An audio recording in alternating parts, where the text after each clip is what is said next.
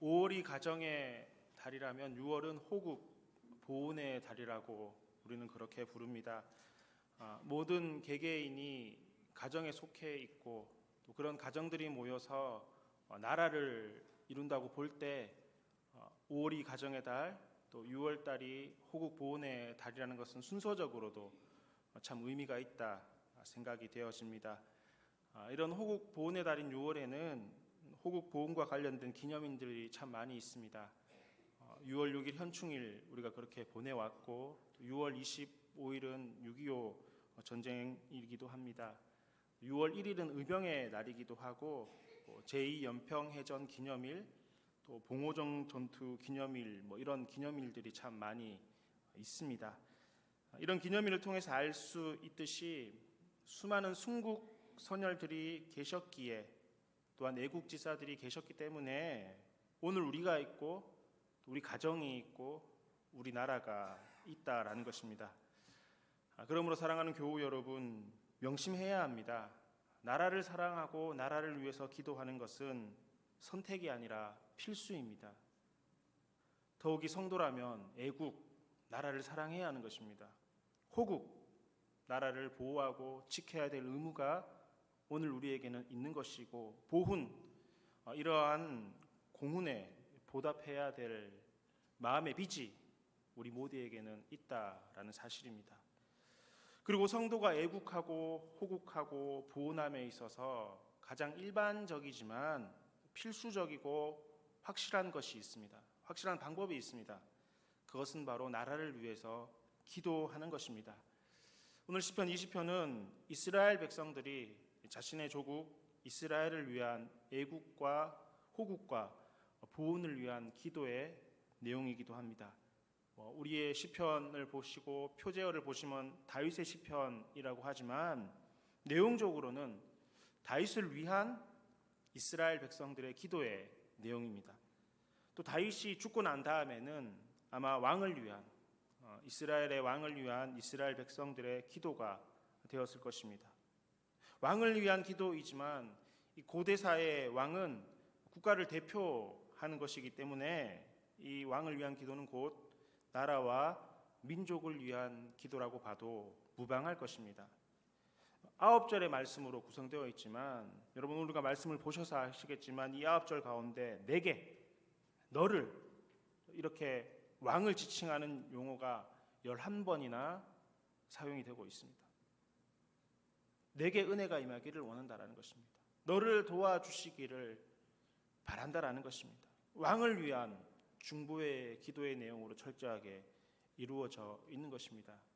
그러므로 말씀의 내용을 요약하자면 하나님 우리 왕을 도와주시옵소서. 우리 왕의 기도가 응답받게 하여 주시옵소서. 우리 왕이 승리할 수 있도록 하나님 도와주시옵소서. 하나님께서 우리의 기도를 들으시고 우리 왕이 전쟁 가운데 이길 수 있도록 하나님의 크신 능력을 더하여 주시옵소서. 이런 내용의 시편인 것입니다. 사실 여러분 고대사의 왕과 왕의 군대의 전쟁은 이 백성들의 삶과도 직결되는 것입니다. 왕이 전쟁에서 승리한다면 그 승리의 기쁨은 왕과 왕의 군대만이 누리는 것이 아니라 백성들도 함께 나누어 누렸습니다. 전리품들을 함께 나누어 가질 수 있었습니다. 하지만 왕이 전쟁에서 패배한다면 영토를 빼앗기는 것이었습니다. 수탈당함을 견뎌야만 했던 것입니다. 심한 경우 나라가 멸망을 하고 전쟁의 포로가 되어 적국으로 끌려가거나 무참한 죽임을 감당해야 되는 것이었습니다. 뿐만 아니라 이 전쟁 가운데는 자신들의 부모, 또 형제, 또 자녀들이 출전하는 것이 다반사였습니다. 우리가 다윗이 골리앗을 죽일 때의 일들을 잘 알지 않습니까? 다윗이 그 전쟁터에 나가게 되었던 이유는 그가 전쟁에 출전해서가 아니라 그의 형들이 전쟁 가운데 출전하게 되었고 그의 형들의 안부를 묻고자 그의 아버지는 다윗을 보내었던 것입니다. 그러니 다윗은 전쟁에 직접 출전하지는 않았지만 자신의 형들은, 3명의 형들은 그 전쟁 가운데 출전하고 다윗의 가족들은 이것을 지켜봐야 했던 것입니다. 그러니 전쟁은 왕과 왕의 군대가 하는 것이지만 일반 백성들의 삶과도 직결되는 것이었습니다. 그러므로 왕을 위한 기도, 이것은 곧 나를 위한 기도이고 우리 가정을 위한 기도가 되는 것입니다. 사랑하는 교우 여러분, 나라를 위한 기도, 위정자를 위한 기도, 이는 나라와 민족을 위한 애족의 기도이기도 하지만 곧 나를 위한 기도가 된다는 사실도 우리는 꼭 명심해야 할 것입니다. 여러분, 이에 대해서 사도 바울은 뭐라고 이야기를 하고 있습니까? 디모데전서 1장 2장 1절과 2절 말씀을 보면 이렇게 이야기합니다. 그러므로 내가 첫째로 권하노니 모든 사람을 위하여 간구와 기도와 도구와 감사를 하되 임금들과 높은 지위에 있는 모든 사람을 위하여 하라. 이는 우리가 모든 경건과 단정함으로 고요하고 평안한 생활을 하려 함이라. 이렇게 말을 하고 있습니다. 기도를 해야 된다라는 것입니다. 중보의 기도를 해야 된다라는 것이죠. 근데 그 중보에 대한 기도에 대한 내용 가운데 임금들과 높은 지위에 있는 모든 사람들을 위해서 해야 된다는 것입니다. 근데 그 이유에 대해서는 이렇게 설명하고 있습니다. 우리가 모든 경건과 단정함으로 고요하고 평안한 생활을 하기 위해서라는 겁니다. 평안한 삶을 위해서, 나라와 민족을 위해서, 위정자를 위해서 기도해야 되는데 특별히 경건과 단정함이라고 합니다. 이것은 신앙적인 용어 아니겠습니까? 바르게 신앙생활을 하기 위해서, 잘 신앙생활을 하기 위해서는 나라의 지도자를 위해서, 높은 사람들을 위해서 기도해야 된다라는 것입니다. 교우 여러분, 너무나 당연한 이야기 아니겠습니까? 나라가 있어야지 우리 가정이 있는 것입니다. 나라가 있어야지 내가 있는 것입니다. 복음에는 국경이 없지만 그리스도인들에게는 조국이 있는 것입니다. 복음은 국경을 넘어 하나님의 이름으로 선포되고 능력을 발휘하는 것이지만 이 복음을 전하는 우리에게는 각자의 조국이 있는 것이고 또 그 조국을 위해서 기도해야 되는 의무가 오늘 우리 모두에게는 있다라는 것입니다. 깊이 생각해야 될 이야기이며 또한 명심해야 될 사항일 것입니다. 그러므로 사랑하는 교우 여러분, 나라를 위한 기도 해야 합니다. 위정자를 위한 기도 해야 하는 것입니다. 대통령이 내 마음에 들지 않는다 할지라도, 여당의 대표가 내 마음에 들지 않는다 할지라도, 내가 원하는 정당과 지지자가 아니라 할지라도 그리스도인이라면 나라를 위해서 기도해야 되는 것입니다. 나의 개인적 정치적 소견을 가질 수 있습니다. 내가 원하는 사람일 수도 있고 아닐 수도 있겠지만 그를 위해서 기도하는 것은 우리의 의무인 것입니다. 애국과 호국과 보온, 이것은 우리의 삶과도 직결되는 것이고 신앙생활을 잘하기 위해서, 우리가 하나님께 예배를 잘 드리기 위해서, 우리가 주의 말씀대로 살아가기 위해서라도 우리는 나라를 위해서, 민족을 위해서, 지도자를 위해서, 위정자들을 위해서 기도해야 될 의무가 있는 것입니다. 교회 여러분, 용서하고 들으십시오. 그렇다면 여러분, 오늘 우리는 그렇게 기도하고 있습니까? 여러분, 나라와 민족을 위해서 지금 기도하고 계십니까? 혹 그 기도가 허공의 메아리처럼 기도하고 있는 것은 아니겠습니까? 정말 내 나라를 사랑하는 마음으로, 내 조국을 애틋한 그 마음을 사랑하면서 나라를 위한 기도를 하느냐는 것입니다. 또 이 나라, 이 민족을 위해서, 또 나라를 보호하기 위해서 난 어떠한 노력들을 감당하고 있는 것이죠. 정말 순국 선열들에 대한 깊은 감사의 마음과 나라를 위해서 수고하고 애쓰시는 분들에 대해서 정말 사랑하고 감사한 마음을 가지고 기도하고 있느냐 하는 것입니다. 아시다시피 요즘 얼마나 많은 사건과 사고들이 우리 사회에 일어나고 있습니까? 얼마 전까지는 코로나 팬데믹으로 전 세계가 큰 고통 가운데 아픔을 겪었습니다. 여러분, 우리나라 경제는 지금 괜찮습니까? 내 생활과 직접적인 관련이 없다 해서 나라의 경제가 어려운 것, 그냥 눈으로 보고만 있는 것은 아닙니까? 여러분, 우리 사회 혼인율은 어떻습니까? 출산율은 어떠합니까? 청년 실업은 괜찮습니까? 국가의 안보는 괜찮은 것입니까? 우리나라의 자살률은 또한 어떻습니까? 여러분, 정말 이러한 우리 사회의 모습들을 바라보며 이거 나의 일처럼 생각하고 나의 아픔이라 생각하고 이 나라 이 민족을 위한 정말 해결해야 될 문제라고 생각하시고 기도하느냐는 것입니다. 몇몇 사항들에 대해서는 나와 직접적 관련이 있기 때문에 기도할 수 있지만 나머지 어떤 나와 관련이 없는 것들은 나의 일이 아니다 생각하며 전혀 남의 일처럼 생각하고 있는 것은 아니냐는 것입니다. 정말 애타는 마음을 가지고 코로나가 남 일이 아닌 나의 일이라 생각하고 청년 실업이 청년들의 문제가 아니라 나의 문제라 인식하고 혼인율과 출산율과 이 모든 것들이 다른 사람들의 일이 아니라 나의 일로 생각하고 기도하고 있느냐 하는 것입니다. 아니면 나의 정치적 신념에 따라서 혹은 내가 처한 개인의 상황에 따라서 비판하고 비난만 하고 있는 것은 아닙니까? 내가 마음에 안 드는 정부라고 해서 정부를 비난하고 있는 것은 아닙니까? 내가 마음에 안 드는 야당의 지도자라고 해서 그의 일을 모두 부정하고 또 그를 비판하고 있는 것은 아닙니까? 교우 여러분, 비난과 비판이 능사가 아닙니다. 이 땅의 평화를 위해서 우리는 기도해야 합니다. 이 땅의 경제를 위해서 우리는 기도해야 하는 것입니다. 이 땅의 정치를 위해서 우리는 기도해야 합니다. 이 땅의 교육을 위해서 우리는 기도해야 하는 것입니다. 그리고 이러한 기도는 우리 안에 나라에 대한 사랑의 마음, 그 사랑을 전제로 하고 있는 것입니다.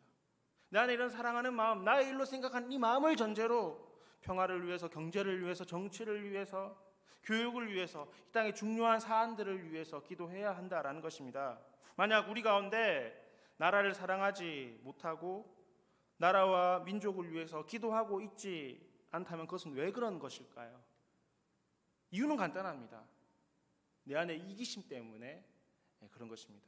내 안에 이기적 마음이 가득하기 때문에 그렇다라는 것입니다. 나만 생각하는 것입니다. 나만 아니면 상관없다라는 것입니다. 나만 괜찮고 내 가족만 괜찮다면 상관없는 것이라 생각하는 것입니다. 이런 것들이 이기적 마음과 이기심 아니겠습니까? 그런 이런 이기적 마음과 이기심은 죄의 한 모양이라는 사실도 우리는 기억해야 하는 것입니다. 나를 생각하기 때문에 아무런 문제가 되지 않겠지라고 생각한다면 잘못된 것입니다. 이런 마음을 가지고 있다면 이것은 죄의 모습인 것입니다. 하나님께서 싫어하시는, 성경이 그토록 경계하고 있는 죄의 모습 가운데 하나가 이기심과 이기적 마음인 것입니다. 나의 이익을 위해서 다른 사람의 손해는 전혀 가슴 아픈 일이 아닌 것입니다. 세상에 아무리 좋지 않은 일들과 어려운 일들을 바라봐도 나와 상관없는 일이라 생각하며 슬퍼하지 않는다라는 것입니다. 긍휼의 마음이 생기지 않는 것이죠. 나의 유익을 위해서 나라와 민족이 공경에 빠지는 것도 전혀 상관없는 것입니다. 그러니 나라를 팔아먹는 것입니다. 이기심과 이기적 마음의 발로에서 시작되는 것입니다. 사실 이는 정말 어리석은 것이고 근시안적인 태도가 될 것입니다. 그런데 여러분, 오늘날 이런 분들이 너무나 많습니다. 저급한 개인주의가 우리 사회에 만연해서 이기적 마음과 이기적 태도를 가지고 살아가는 것에 대해서 아무렇지도 않게 생각하고 당연한 것이라고 생각하는 경향들이 오늘 우리 사회에 팽배하지 않습니까? 외람된 말씀이지만 이런 이기적 생각에 사로잡혀 사는 우리 그리스도인들도 참 많이 있습니다. 이런 이기적인 그리스도인들은 신앙의 목적이 내가 복을 받는 것에 포커스가 맞춰져 있습니다. 복을 위해서 간구하는 것, 하나님의 복을 누리고자 하는 신앙적 욕심은 잘못된 것이 아니지만 오직 우리의 신앙의 목적이 복에만 맞춰져 있는 것은 잘못된 것이죠. 이런 사람들은 축복이라는 단어를 좋아합니다. 형통이라는 말만 좋아합니다. 회복이라는 단어에 아멘합니다. 좋은 것입니다. 잘못되었다라고 말할 수 없지만 여기에만 매몰되어 있다면 잘못된 것입니다. 여기에만 매몰되어 있다면 그 언어가 아무리 신앙적 언어와 신앙적 가치관을 이야기한다 할지라도 그의 마음 가운데는 이기심이 있는 것입니다. 이기적 마음이 가득한 것입니다. 그것은 죄악인 것입니다. 당신은 사랑받기 위해 태어난 사람이라고 서로를 축복하지만 나 역시 사랑받기 위해 태어난 사람이라 그 사실에만 매몰되어 있는 것입니다. 이것만을 원합니다. 그렇지만 교우 여러분, 성경에는 축복과 회복과 형통이라는 단어보다 거룩이라는 단어가 더 많다는 사실을 우리는 알아야 되는 것입니다. 의로움이라는 단어가 더 많다는 사실을 기억해야 하는 것입니다. 선행에 대한 이야기가 훨씬 더 많이 있습니다. 나를 위한 일이 아니라 남을 위한 이타적 생각과 사건들이 더 많이 기록되어 있고 고난에 대한 이야기가 더 많이 있습니다. 바울도 목회의 길을 걷는 디모데에게 뭐라고 이야기했습니까? 너는 예수의 좋은 병사로 나와 함께 뭐 하라고 하죠? 복을 받으라고 이야기합니까? 회복하라고 이야기합니까? 형통하라고 말합니까? 아닙니다. 그렇게 이야기하지 않습니다. 바울은 복회를 시작하는 그 디모데에게 이야기하기를 너는 예수의 좋은 병사로 나와 함께 고난 받으라 이야기합니다. 고난 받으라고 이야기합니다. 왜 고난을 받으라는 것이죠? 건강한 교회 공동체를 세워가기 위해서는 노력과 헌신이 필요하다라는 것이죠. 이기적 삶이 아니라 이타적 삶을 살아야 된다라는 것일 것입니다. 교우 여러분, 이타적인 삶은 우리 그리스도인들의 삶의 핵심 가치 중에 하나입니다.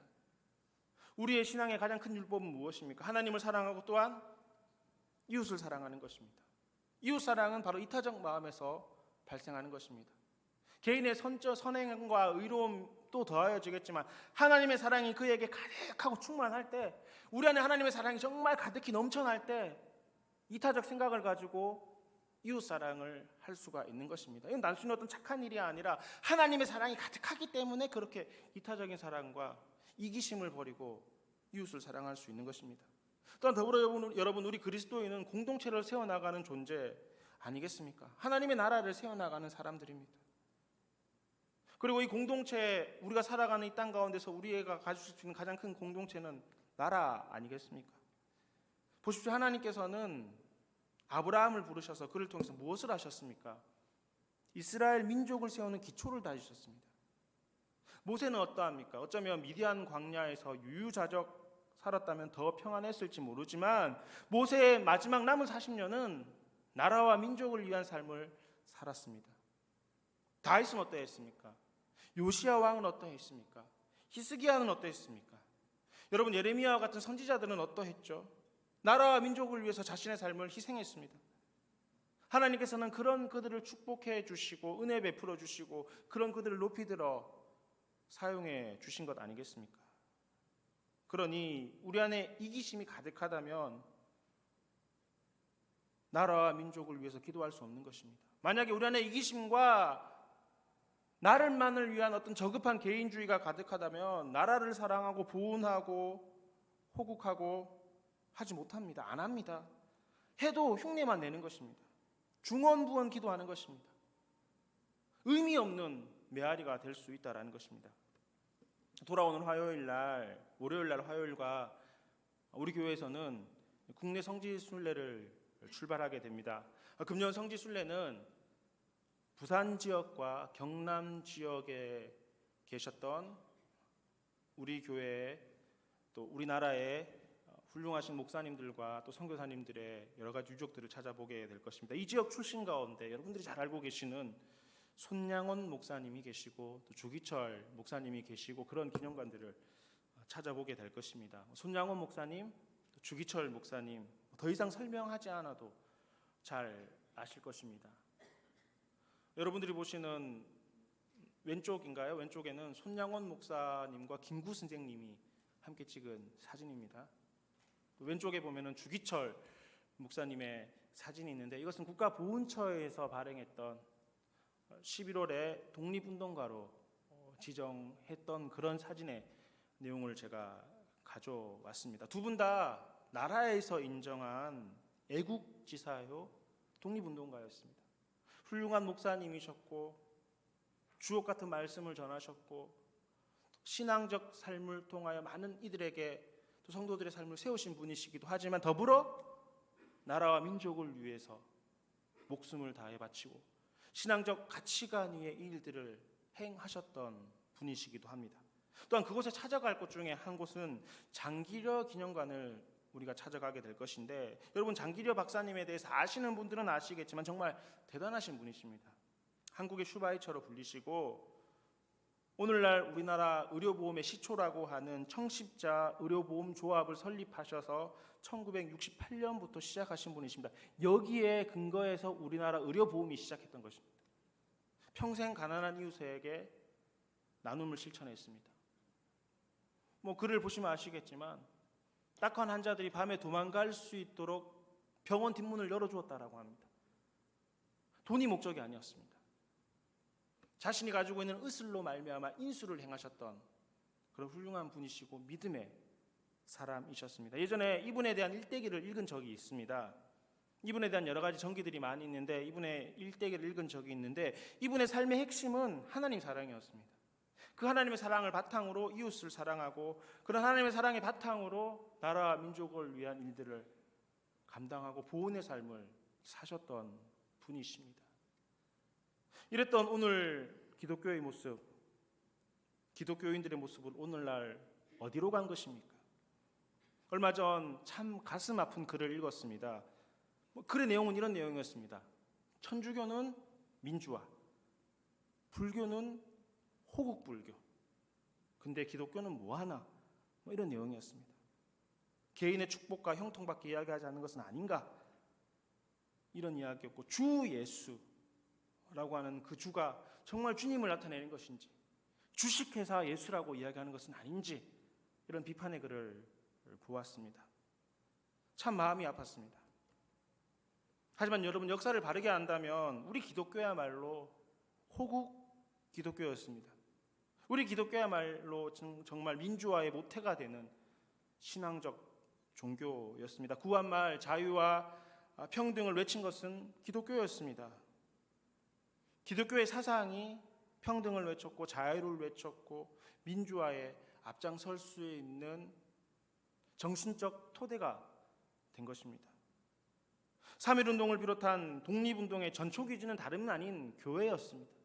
교회를 중심으로, 교회 지도자를 중심으로, 목회자들을 중심으로, 교회에 세워진 장로님들을 중심으로 3.1운동과 많은 독립운동들이 시작되었고 모임의 장소가 되었고 연락책이 되었고 근거가 전초기지가 되었던 것입니다. 여러분, 우리가 부르는 애국가 있지 않습니까? 그 애국가는 찬송가의 모태인 찬미가 14장이었습니다. 애국가가 찬송가에 있었다라는 겁니다. 옛적 우리 믿음의 선배들은 찬송가에서 애국가를 부르며 나라와 민족을 사랑했고 나라와 민족을 위해서 기도했고 그 찬송이 애국가가 되어서 오늘 우리에게 불려지고 있고 우리나라를 대표하는 우리의 가슴을 뜨겁게 하는 국가가 된 것입니다. 사랑하는 교회 여러분, 애국, 호국 보호는 성도된 우리에게 선택이 아니라 필수입니다. 선택이 아니라 필수라는 것입니다. 당연한 것입니다. 마땅히 해야 되는 것입니다. 하나님을 사랑한다면 마땅히 해야 하는 것이고 주님께서는 이것을 우리에게 명하시기도 한다라는 사실입니다. 이 시간 여러분 우리 자신을 한번 돌아보셨으면 좋겠습니다. 이제는 우리 구주 예수 그리스도의 크신 은혜와 하나님 아버지의 놀라우신 사랑과 성령님의 교통하심이 모인 저희 무리들과 대치동교회 모든 성도들과 주님의 몸 되신 교회 위에 이제로부터 영원히 함께 계시기를 간절히 축원하옵나이다. 아멘.